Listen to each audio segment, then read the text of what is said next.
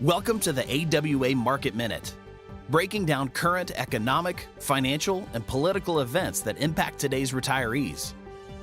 Our investment committee performs hours of research and analysis every month so that we can share simple summaries with our clients in 30 minutes or less.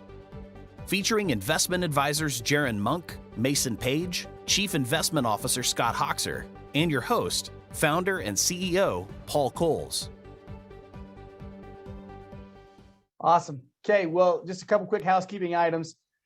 First and foremost, today's discussion is intended for a broad audience and designed to be educational in nature. We don't want anyone taking the information that we share on this setting and acting on it specifically. We want to make sure we talk one-on-one with your investment advisor here at the firm, and or a tax advisor and or legal advisor before we act on any information that we actually present to you. It's designed for a broad audience. Secondly, you'll notice that we don't have Mason or Jaron with us on this particular call. That's because we brought on today a special guest that I'm excited to introduce you to. His name is Kurt Brown. Kurt serves as the Chief Investment Officer of a multi-billion-dollar asset managing platform called Town Square Capital, and they are a phenomenal outfit. Kurt also is an economic strategist.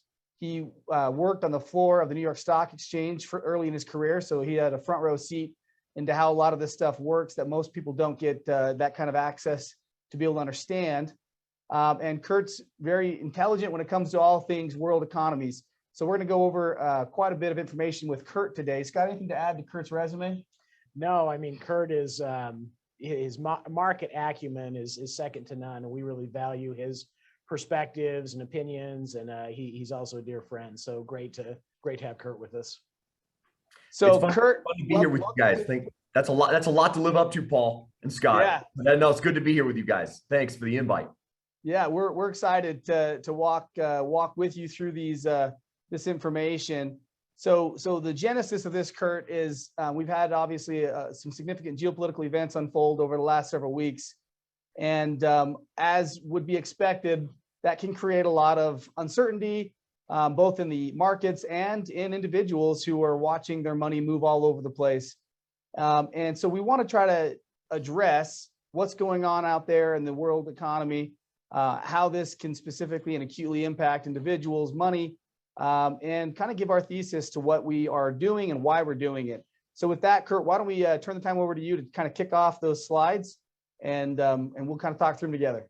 That's great. No, I appreciate that. And just say, before we really dive into the meat of the content here, this is my 30th year in the business. I started in the early 90s on the floor of the New York Stock Exchange, like Paul said, and times like this are stressful for everybody, and no matter what. I mean, I've now worked through and invested through 6 or 7 periods of pretty intense crisis in the past 30 years, this included. And, it's funny because I know a lot of people, Paul, probably on the call, feel some level of anxiety around their investments when it comes to this.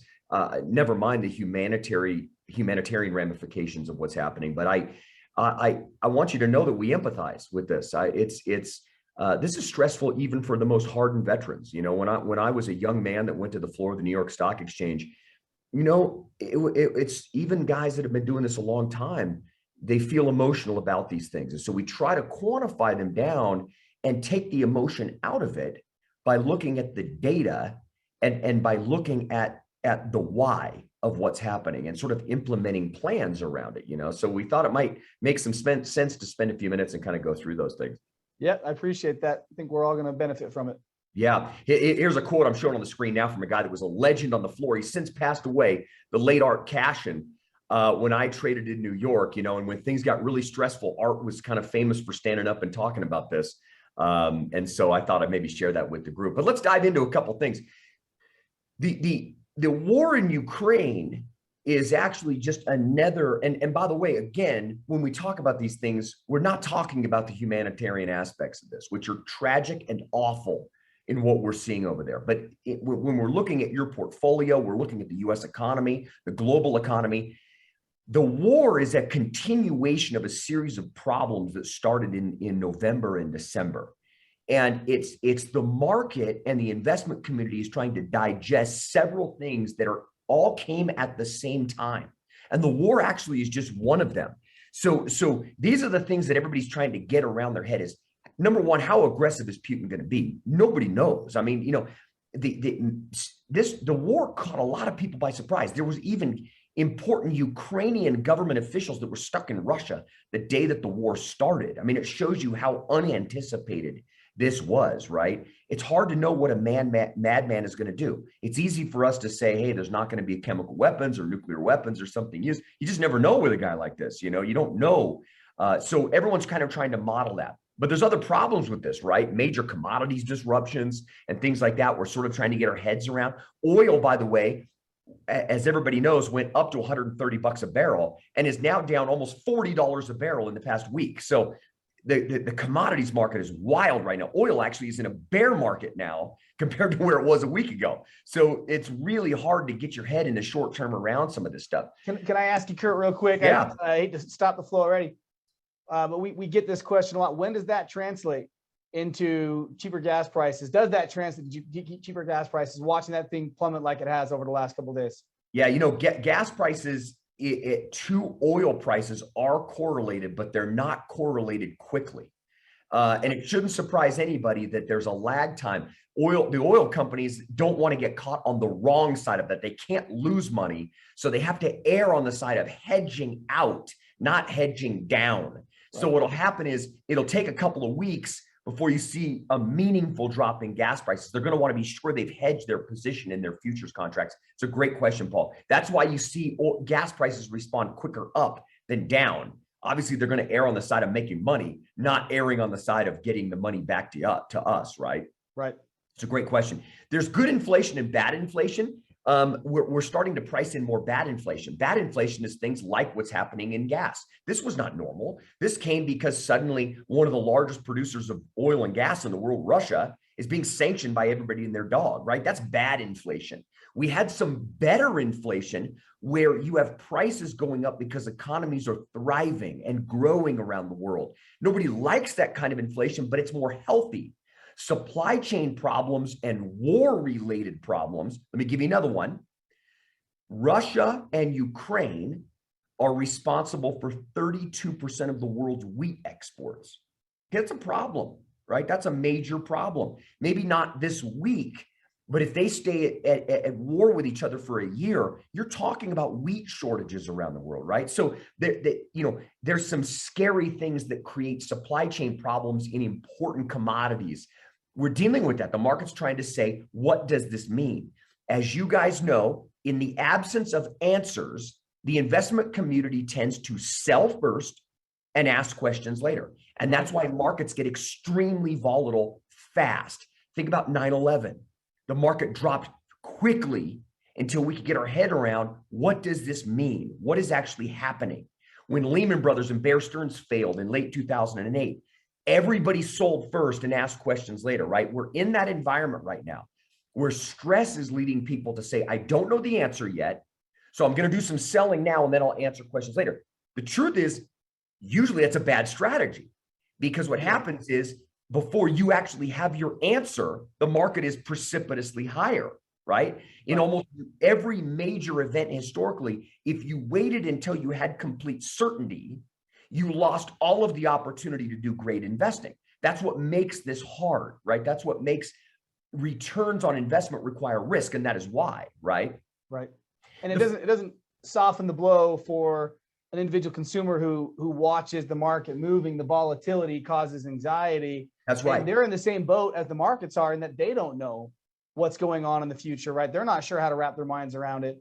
And so that causes that stress to say, hey, I mean, if I'm not confident about where this war is headed, is now the time to walk away. Right.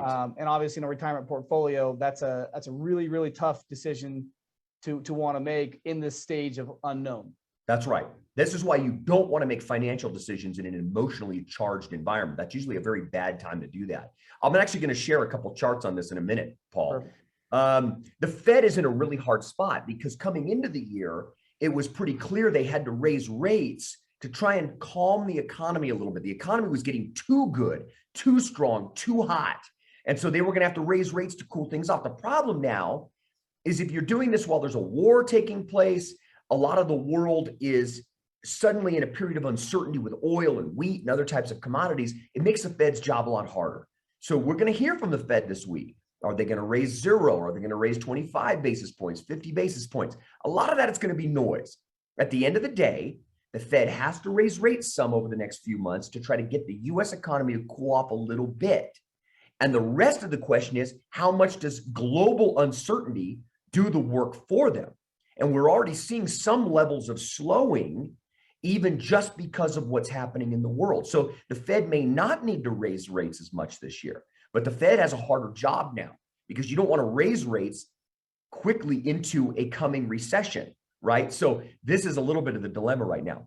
The other problem is with the cost of everything going up, it's actually leaning on margins and earnings of corporations around the world. We're trying to get our heads around that. What's incredible, you guys, is that last year, even with all the inflation that we saw, US corporations are absolutely minting money. I mean, the fundamental growth in this economy cannot be overstated. When people talk about us being in a bubble, prices may be ahead of themselves. But the truth of the matter is that the fundamentals of the economy have been exceptional.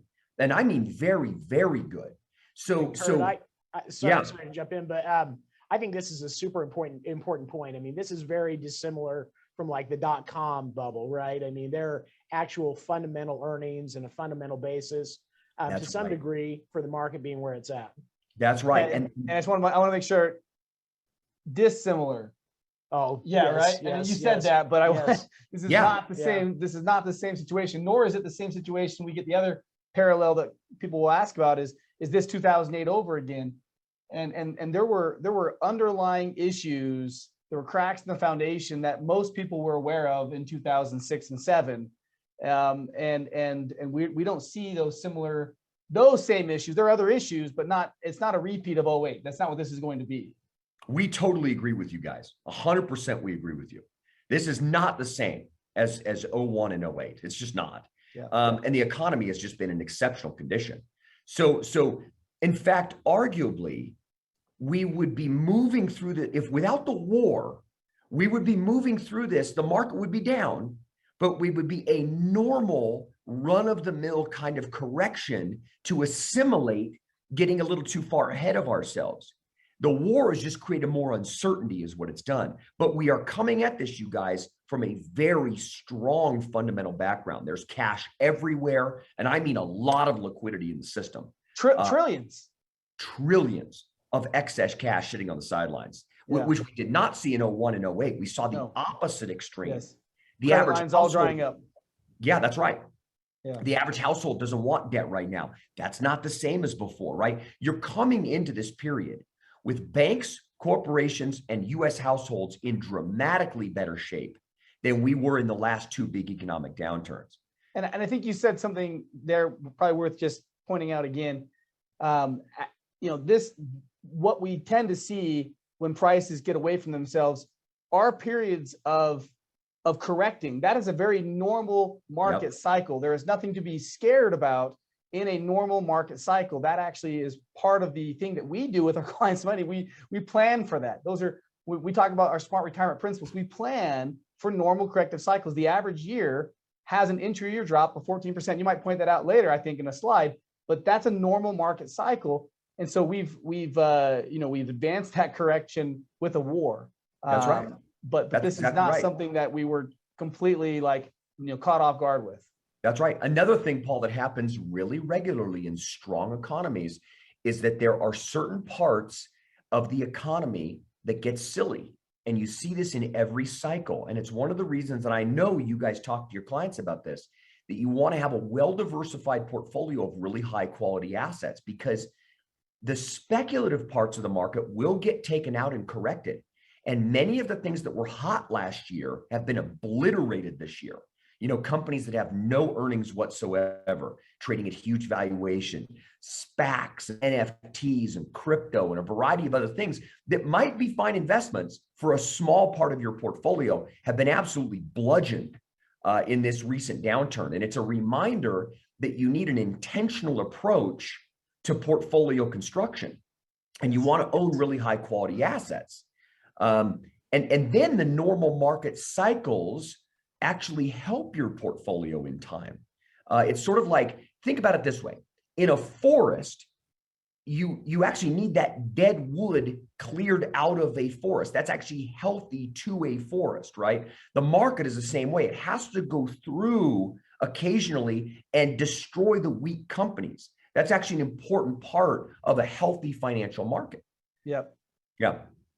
So a couple of things you guys might find interesting that maybe we want to touch on is, and this has been a concern of ours, is that the market got really top heavy. Okay, here's why this might be a problem for many of you that are on the call today, is that you've got to be careful taking your portfolio and just comparing it to some random index like the S&P 500. We all talk about the S&P 500. We talk about it like it's the US stock market. But here's what happens every once in a while, is that the way that the index is built, it can get really top heavy. So right now, for example, just 6 companies are about a quarter of the S&P 500. So when right now you see that the S&P 500 is up 500, points or something like that, 25% of that move is just because of 6 companies. So you want to be careful in judging your portfolio and your retirement plan against a randomized index like that. And we see this every once in a while, and it's a little bit dangerous, okay? This happened one time in 2000, where a really high percentage of the S&P 500 was in 5 companies. Now, here's the problem. These indeed were 5 excellent companies, right? But they got too expensive. So look at what's happened since the year 2000. 3 of the 5 of those companies, their stock prices have never gotten back to that level. And these are great firms. Cisco Systems is still one of the preeminent networking companies. The stock price is still below where it was 22 years ago. So you need to be careful when you build a portfolio to build something holistic. And when I was in New York in 2000, I remember lots of people saying, hey, just buy the big 5 or 10 companies. You don't need a financial advisor, just put them away. Well, of the 10 biggest companies in 2000, 6 of them are gone. They've been acquired or whatever. So something to kind of be aware of. So these are great companies, but we've got to be really careful about getting too top heavy in our portfolio. And this speaks, Kurt, to how we help our clients here on the call with a principle we call smart investing, which is being extremely intentional about what we own and why we own it, and not just out there buying benchmarks or even following all the traditional asset allocating rules, but rather looking at the best balance sheets that we can find and having those companies, make up our portfolio, and then bringing very intelligent investment selection committees to the table who understand these principles to make the due diligence, research, analysis, and execution happen. That's right. And, I just give you a real world example. I mean, let's just talk candidly. Okay. I'm a former fund manager. I spent 13 years co-managing a large cap growth fund. My portfolio, my own personal retirement plan, underperformed the S&P 500 last year. Okay. Because I choose to have a bias towards very high quality bulletproof companies. That's my bias. Okay. So I didn't do as well as the S&P 500 last year, but so far this year, I'm doing dramatically better because the assets I own are holding up a lot better under stress, right? Yep. So I can't use the S&P 500 as my ultimate benchmark. And so, Paul, I 100% agree with you. Great investing is actually custom to the individual, and success is different for each of us. So, yep. It's great. Again, I already alluded to this, but earnings growth in this country is unbelievable. If you look since the bottom of the financial crisis, right, you actually have 800 or 900% growth in the earnings of the biggest US corporations. This is incredible. So you look at this trend line that we have put up here in our country. And I know when you watch financial journalism, it's a lot of hand wringing, a lot of stress, but I'll tell you what, the underpinnings of this economy have been very good for a very long time. And we have a really nice tailwind at our back. Of course, not all is rosy, but there is a lot of genuine GDP growth and expansion taking place. I referenced this earlier. It's stunning. This surprises people when I show them this. Okay, so let's look at households, the American household, right? Look at this. We are talking about a multi-decade low in the amount of debt service costs this country has right now. Not only are interest rates low, but the average American doesn't want more debt. They just don't want it. Even if they can qualify for it, they don't want more debt. We were burned so badly in the financial crisis, right? Look at this. Look at household net worth. It's up more than 2x since before the financial crisis, right? That's incredible in the backdrop of everything that we've had taking place. That's a lot of real, genuine wealth creation. And then you can see the amount of leverage that's being used. We went from one extreme in 07 and 08 to the other extreme. The average American household, you can't give them debt. And right now, let's face it, you can go borrow money for almost nothing, and the average American doesn't want it. That's a really healthy sign for kind of what's happening under the surface. Kurt, real quick, maybe an observation and a question here. Yeah. So this couldn't look more different than 08, right? I mean, we saw the exact inverse of this in 08. But there's an interesting kind of paradox, if you will. We don't have a debt bubble with individuals or corporations, but it does feel like we have a bit of a debt bubble with governments, not just ours, but those throughout the world. How does that translate kind of into the path forward? And I don't want to go down this rabbit hole too much, but what are your observations on the amounts of debt both our government and other governments have been taking on? Yeah, you know, and admittedly, I'm a smaller government guy, not a no government guy, but I like a smaller government, you know, an essential government. But here's the thing. The government takes a lot of heat for this right now. This is not the issue. Borrowing for free. The US government has been borrowing money for nothing, for basically no interest, right? That's not the problem. And in fact, the way we worked out of COVID and the way that we worked out of the financial crisis, it worked. Say what you want, you might not like it, but it completely worked. Scott, here's the real deal though. Here's the question. Can that be extracted back the other way becomes the problem, right? Do you have adults in Washington? That's my concern, is that then in good times, can that be reeled in? And this is where they're failing, right? Is that we're going through a period where we're paying people to sit at home on their couch and then having a very hard time taking that punch bowl away. Most politicians will not go and extract the goodies that they're giving because they're buying votes. And that really is the danger of the problem. So far, it's not a problem. The other reason it's not a problem is this. I've heard my whole career that the dollar is no longer going to be the reserve currency, that we're weakening as a country. That is total garbage, okay? Every single time. I mean, the greatest thing that's happened to anybody on this call today is what country you were born in. Because every time there is a stress that takes place in global financial markets, they race for the dollar and they race for treasuries. And if you don't believe me, look at the last 4 weeks.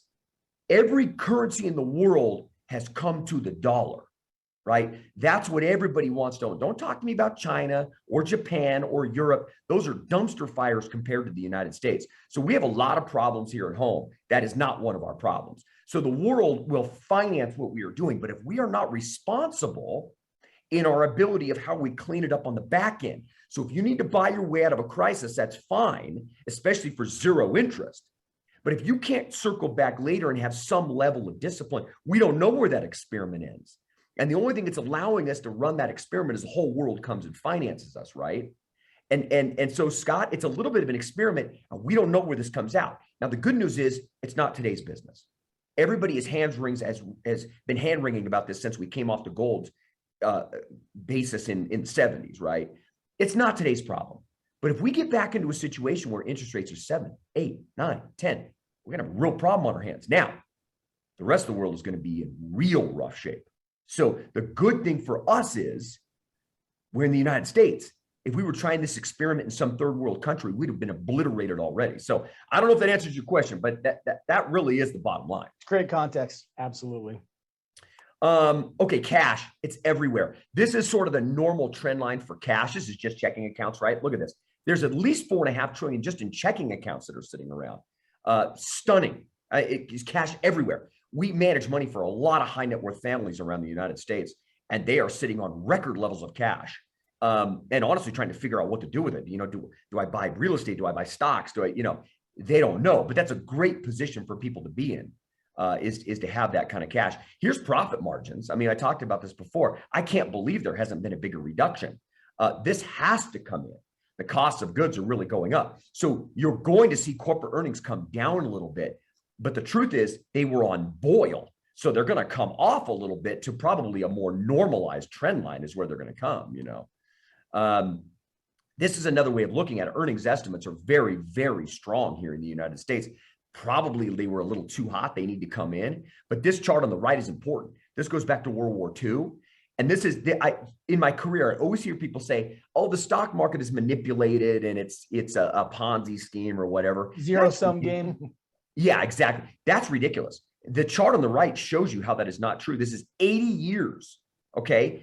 And the relationship between the earnings of the companies and the actual stocks themselves, it's almost 1-to-1 over time. Right. In fact, I've got some data that shows it's within 1% over 50 years. So in the short term, yeah, it's wild. Animal spirits reign, right? Periods like this, things get crazy.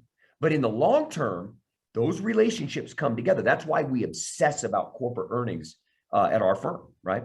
Yep. Yeah. Okay. So here's the thing. Where's the bottom?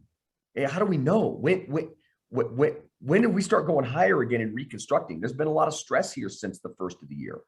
Okay. When I went to the floor in New York, I don't know if you guys will find this interesting or not, but big professional traders, big fund managers, hedge funds and stuff like that, we kind of have a working checklist of what's required to see in a big market bottom. And if you go back, you go to 97, you go to 02 and 03, you go to 08, 09, almost every major market bottom, Q4 18 and COVID, they all check this list. They all check the list. I didn't make the list, but this is what happens to people emotionally at the bottom. Fundamentals go out the window. Let's go back to this chart for just a second. See the COVID bottom? Earnings never went down there.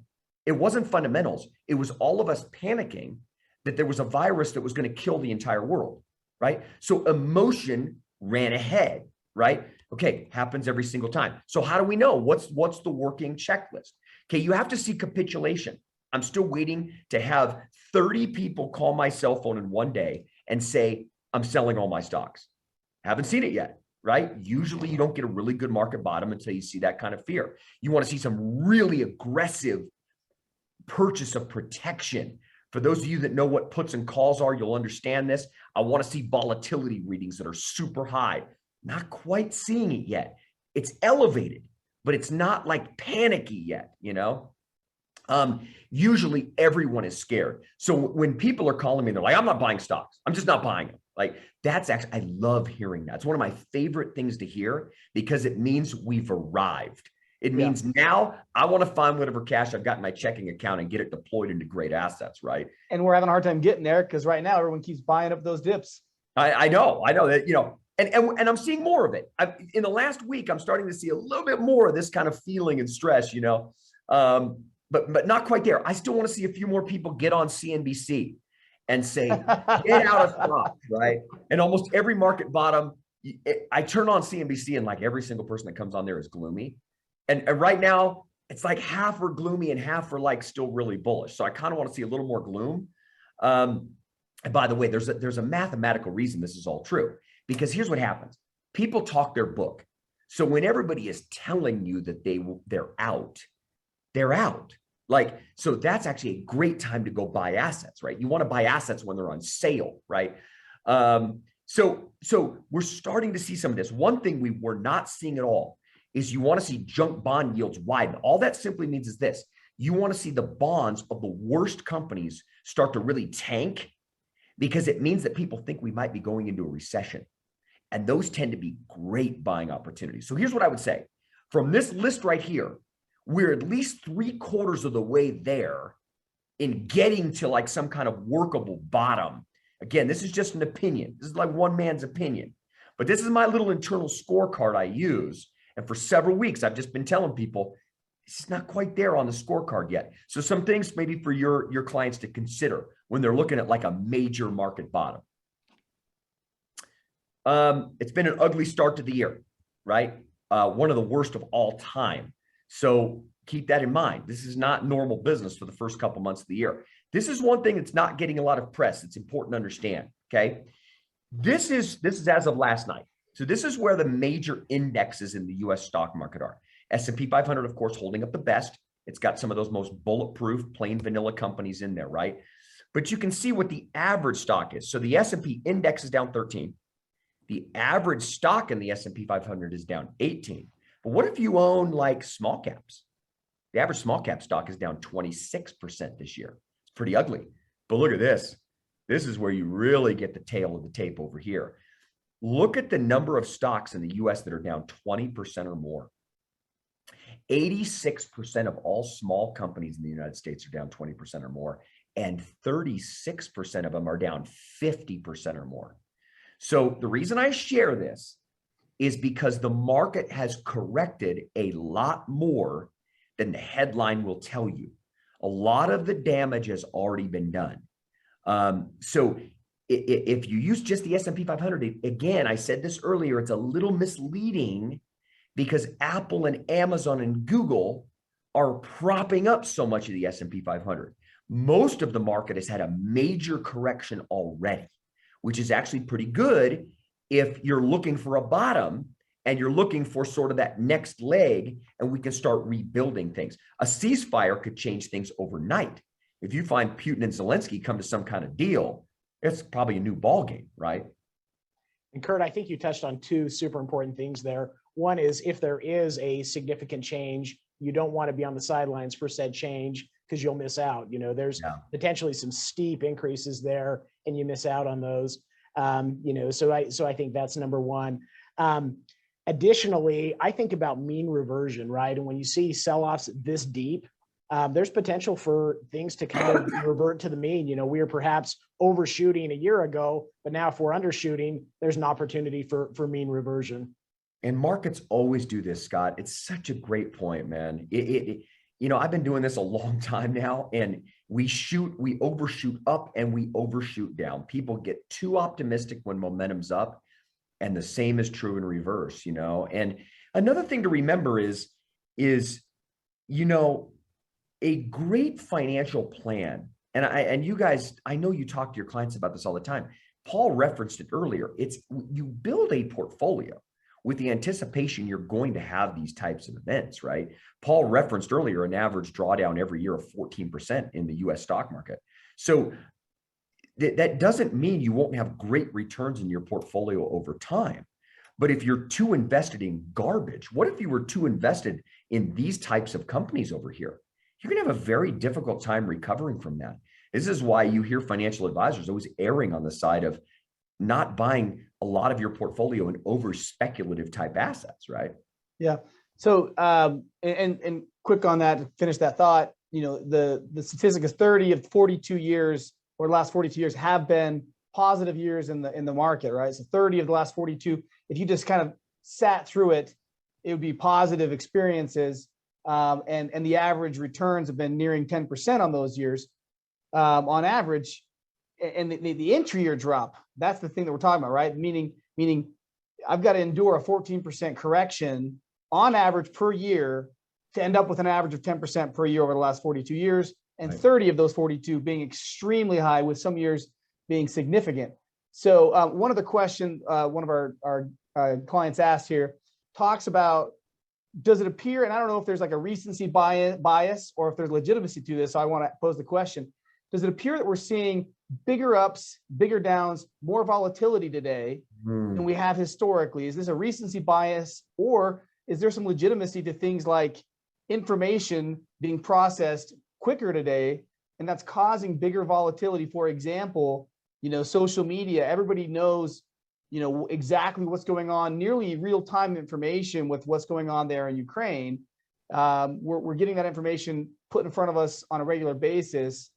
And then to kind of part two of that question is, will that make for a harder recovery on the back end of this thing? It's such a great question.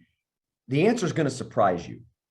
The data is that the market's getting less volatile. And this type of volatility is completely normal. And I mean back 140 years normal. Because, and here's really why, is that the human emotional response has never changed. When I went to the floor in New York, there was this saying that was down there all the time. Markets take the escalator up and the elevator down.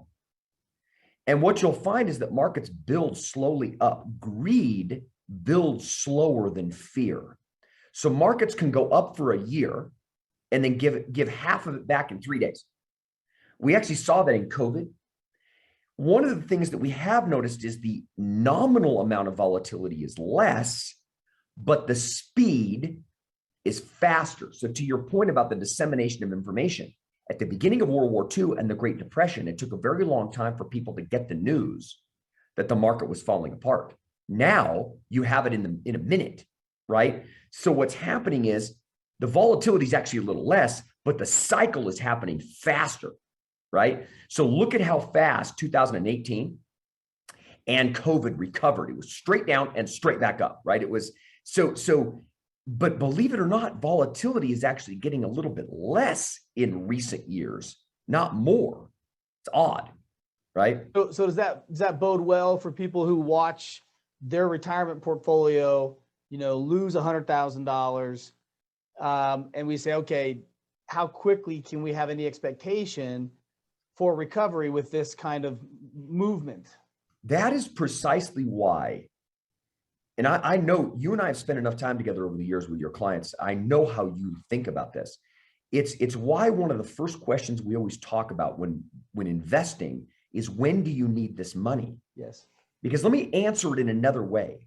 If somebody comes to me and says, I need to spend this money on bills in the next 3, 4, 5 years, what do you and I tell them?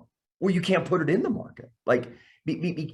So what you're really looking at is time horizon to answer your question, because it's not so much the volatility that's the problem, because what we're really doing is gauging long run returns. So all great portfolios, when you look at them in reverse, there were big drawdowns, $100,000, $200,000, $300,000, $400,000 drawdowns. That's not really the issue. That's only because in time, the return set looks really good. You still make your 10 or 11% a year. The place it becomes a problem is if you get the drawdown and then somebody calls you and says, I have to have that money tomorrow to spend on college tuition for my kid. Yep. That's the problem. Yep. Yeah. And so maybe to give more color to this, for all of our clients on the call here, smart retirement is how we specifically mitigate this problem, right? Where we put you into buckets of spending, protected, defensive, and growth, and color code those buckets to make it really easy for you to follow along at home. Gray, green, yellow, red. Your red buckets are where we're really talking about today. All this information that we're really processing today is focused almost exclusively on those red buckets, because those are the individual holdings that we address from the bottom up on the market. And yeah, when you own 100 shares of Home Depot, it's going to fluctuate in value, but that doesn't take away any of your shares. You still own 100 shares of Home Depot. And we know over time how those things are likely to perform, right? We understand that principle. So that doesn't change that. What changes is, well, when I need cash, how do I get to cash? That's where the green and the yellow buckets will go back and refill your gray buckets. So we've already thought through this planning. We've already considered these concerns. We've already addressed and solved for these problems. We just need to make sure everybody kind of understands those principles, that yes, red buckets are designed to be exposed to all these things we've been addressing today. It's funny that you say that, because I keep this chart, Paul, from the day that I started in the business in 1991. And the average annual return of the US stock market's been about 13%, okay? But there's been 7 periods where there's been a 25% drop or more in the value. So looked at in the short term, those look like disasters. Those 25 plus, 08 was a 50% drop, right? So in the short term, those drops look like a complete travesty. But then when you back up the time frame a little bit, you're like, oh, I made 13% per year, or I made 10% a year, or whatever the number is, to your point, for the red bucket. And that's why time frame is such a critical issue when evaluating the success of investments. Yep. I think the thing I've observed too, particularly with folks who are at or near retirement, I think there's and I'll use the term, the law of large numbers, and that's misusing the term, but it teaches a concept. When you're early on in your career and you have $160,000 and you go down 10%, you've lost $16,000. Fast forward, 10 years, you've got $1.6 million. that same 10% drop is $160,000. You Right. hit 16 million, you've dropped $1.6 million. And so while the percentage is the same, in your mind, you're seeing more sticker shock with the losses, and there's this psychological impact tied to that. But I think it's important to remember in percentage terms where you're truly at. Yeah. You know, Kurt? and yeah, go ahead. No, go ahead. Finish your thought. Yeah. Well, sorry. I was just going to say, you know, in every major downturn like this, where the market's had a big sell-off, I can tell you a story of somebody I know very well, a client that sold out of a lot of their risk assets and growth assets at a great time. You know, a dear friend of mine, very large client in 2008, liquidated millions and millions in stocks early in the 08 crisis. The problem was he was right, but then he wanted to be sure that the US financial system was going to recover before he reinvested. And he never did. Yeah. Because what happened was the market had bounced a full 40% by the time he felt comfortable enough. And then he had the problem of saying, the market's already up 40%. I can't reinvest. And he waited and he waited and he waited. And he literally gave up millions and millions of dollars. We had another big client do that during COVID. So it can be very, very difficult to play this game of saying the risks are elevated. I'm getting out for a while and then I'll get back in. I've rarely seen people, and I work with some of the smartest guys in New York, be able to get both directions right, both get out and get back in right is very, very hard. And what's even, great about this is when we talk specifically about our yellow buckets for cash flow management in our smart retirement model, that's precisely what the attempt is. We know they're never going to compete over a long period of time with the returns of the red buckets. That's not the design. The design is managing cash flow. So for those who've reached out to us over the last few weeks and needed cash flow, we've had clients who've had, rebuilding a cabin or something, or they needed $100,000 and they were anxious about how do I get to that money. We pulled the cash out of the yellow bucket. It was not a loss of their Microsoft shares. It's not a loss of their Costco shares. They could pull the cash available out of their yellow bucket because they already had this part of their plan. So I guess this gives us permission to kind of be spectators on this thing and not get too engaged or too worried about it. Yep. Maybe I know we're getting long in time, but maybe I could just, a couple of things just real quick on Please, this. yeah. Volatility is totally normal. In the US stock market in the last 70 years, every couple of years, you have a 10, 15, 20% drop. Here's the actual data and what it looks like. So we've had a 15% drop now. That's every 2.5 years. It's really kind of normal. This chart basically says that geopolitical risks going back all the way to 1940 to World War II, they're actually pretty short-lived. And a year later, most of the time, the market is higher. Usually those are great buying opportunities. Same with pullbacks in the market in general. If every time you saw a correction of 10% in the market, if you bought the S&P 500, look at what your 2-year returns look like. 37% return in 2 years on average, right? So these periods actually, usually people are asking the question, should I be getting out? Really, you should be asking yourself, how do I get more in? That actually usually, and now there's high profile examples where that's not true. 2000 and 2001, it took longer. It took a couple years to work out the pain, right? Even 08 took a little longer to work out the pain. Midterm years, don't ask me why. Midterm years are more volatile. The average midterm year has a 17% drop. So we're actually still less volatile than the average midterm year, even with everything that's going on. But look at the next 1-year return. The midterm years historically have been an incredible buying opportunity in the US. 32% return in 1 year on average, right? I mean, that's really saying something. Fed rate hikes. Okay. A lot of people saying, hey, don't buy stocks into a Fed rate hike. You know what the truth of the matter is? The market usually does better. So we're about to see our first rate hike probably this week. If we do, historically, usually the market is higher a year later, not lower. So there's a lot of misunderstanding around sort of what that looks like. Here's another thing. It's very tempting for people to abandon important asset classes. Last year, I had more people than in my whole career say to me, I don't want bonds. Bonds are awful. Interest rates are low. Don't give me any bonds, right? Well, what do you know? Now, if you had a little bit of your portfolio in really high quality bonds, you'd weather a period like this a lot better than maybe others would weather this period, right? This is why it's important to have a holistic financial plan with guys like Paul and Scott that help you build those buckets out. And it's usually right about the time people abandon something important is when it ends up being something you really wish you had in your portfolio. And all of these I could point to in my career: people abandoning value stocks, people abandoning bonds, international stocks, whatever it might be. So be careful of saying, well, returns have been bad the last few years. I'm not going to have that in my portfolio anymore, especially if it's a big, important asset class, you know? Paul, I don't know if you want me to touch on this, but you know, I have gotten questions about some of the preeminent money managers that are used by people. I know you guys use some very good money managers in your firm, but it's important to remember, if you look at even the top 5%, and I mean, these are the elite money managers in this country, even those managers, when you examine their performance in any given 1 year, there's a 40% chance they underperformed their benchmark. And these are the elite, right? So be careful, because when you evaluate performance, be careful at using too short of a time frame to evaluate performance. It's important. Yeah.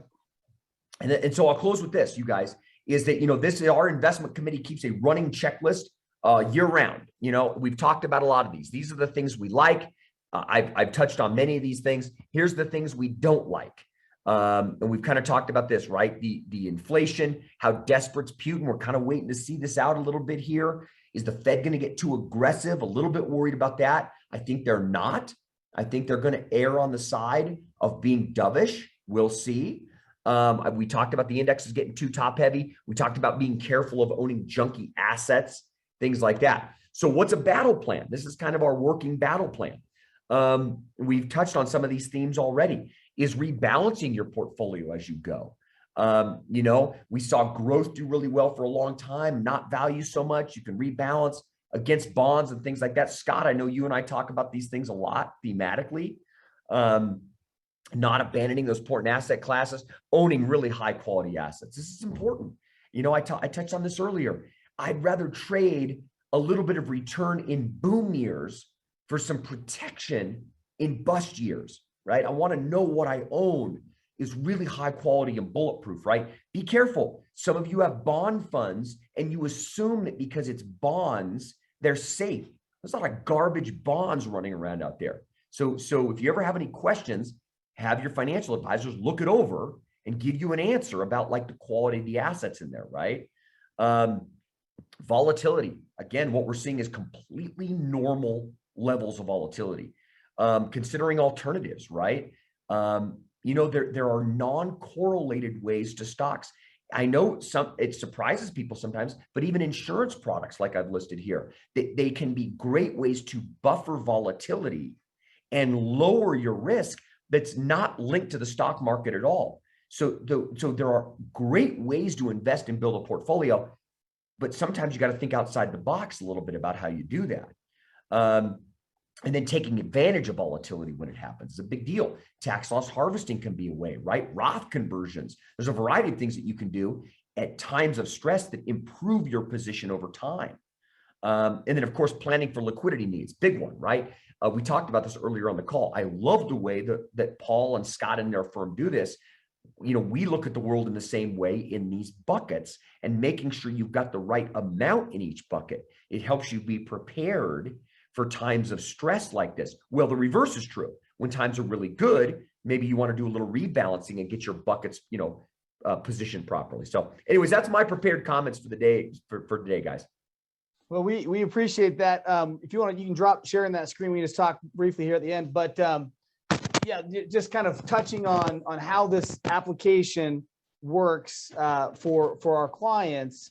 You know, we don't want people to abandon their position because, and I think even for the most skeptical cynics out there, we hear people regularly say, well, you're just kind of peddling the same information all financial advisors want to peddle. And they'll say something like, you know, buy and hold, buy and hold, buy and hold. We're fiduciaries. first off, I'm a certified financial fiduciary. We're fiduciaries. We have a legal obligation and a duty to help our clients make sure they're optimizing their money, maximizing their money. The reason we give you this advice is because it is absolutely scientifically correctly backed. This is not the time to abandon those positions. This is not the time to say, hey, let's overreact and get emotional and do something irrational, because you can go back historically, look at the data that we just presented. Now is not the time to act in that capacity. We've already considered what this position would be like, and that's why we've made the plans we've already made for precisely these moments. So we're not asleep at the helm. We're very much aware of what's happening, and that's why the plans were in place before the crisis came. So I want everyone to take solace in that. Don't abandon your post. Expect the volatility. I love that position, Kurt, because we understand this is normal. This kind of event is normal. And we talk about taking advantage of that volatility. That's where you're getting calls from us saying, hey, it might be time for now to consider things like Roth conversions. I know you're getting calls from us saying, hey, now might be an opportunity for us to go through and do some harvesting of non-qualified positions in your portfolio, right? There's opportunity even in the midst of this crisis to improve your position and rebalance the portfolio. And at the end of the day, the most important point of all of this is making sure we plan for liquidity needs, which is exactly why smart retirement becomes the basis for all of our clients' financial plans in retirement. It allows for you to take peace and solace during these moments of uncertainty and volatility, knowing that we've got the cash flow planned out already for years to come, in spite of the red buckets movements. Okay. And Paul, can I say one thing on that? Please. And it's always hard not to do, but to think today that you would abandon the investment of great assets is to disregard hundreds of years of investment history in times that are much worse than today. World War I, World War II, Bay of Pigs, Cuban Missile Crisis. I mean, the financial system almost melted down in 08. Like there have been periods way scarier than today. The foundation of the economy globally today is in dramatically better position than in those periods of time. You would have to say that today is different is to abandon a lot of economic history, right? And so you're right. I mean, it's not whistling past the graveyard. You really have to stick a finger in the eye of everything we've learned for 500 years about investing. I mean, yeah. And to both of your points, we don't know what the trigger is going to be, right? We don't have a crystal ball and know that COVID-19 is going to occur, or a Russia-Ukraine invasion, or a September 11th attack, but we know something's on the horizon. We don't ever know what that something is, but we plan accordingly. And as we sit down and kind of calibrate portfolios, we always have that in the back of our mind. Yeah. And I'll even say this for anybody on the call who thinks that we're just kind of saying, hey, it's all going to get better. We don't know it's going to get better. Things could actually get a little worse again. We don't know it's going to get better. We're not trying to make any kind of representation that, hey, everything's fine, it's going to get better. Things could get a little worse, but that's not the point. The point is planning for those events has already taken place. Now's not the time to abandon the plan. Now's the time to double down on the plan and ensure that we look at your retirement money through the fiduciary lens of how to make sure it is actually working in your behalf in the safest way to get you to your goals and destinations. And we got to look at a lot of problems out there. There are competing interests out there, inflation, right? We can't just run to cash today, right? We got to look at a lot of different competing things that we're trying to manage. So just know, take solace in the fact that this is not something we take lightly. It's something we take very seriously. We are definitely paying close attention to these things. And if and when we feel the need to react or overreact or whatever, the reaction point might be, we will be very much in your ear talking through what the next steps look like. But today it's very much steady at the helm is the objective. Scott, would you? Absolutely agree. All right. Kurt, we want to definitely thank you for spending some time with us. We overbooked you. We meant to keep you for a half hour. We kept you for the full hour. We're having too much fun. We're having too much fun. And for all of our clients who jumped on and stayed with us for this full hour, which is almost exclusively every single one of them, Kurt, I want you to know, nobody got off really. We appreciate everybody who did that, stayed with us. Hopefully this is good information. This is recorded. We will blast this out for everybody. So if you want to watch it again later, it's there for you to watch. We appreciate it. We're going to sign off until next time. Thanks again.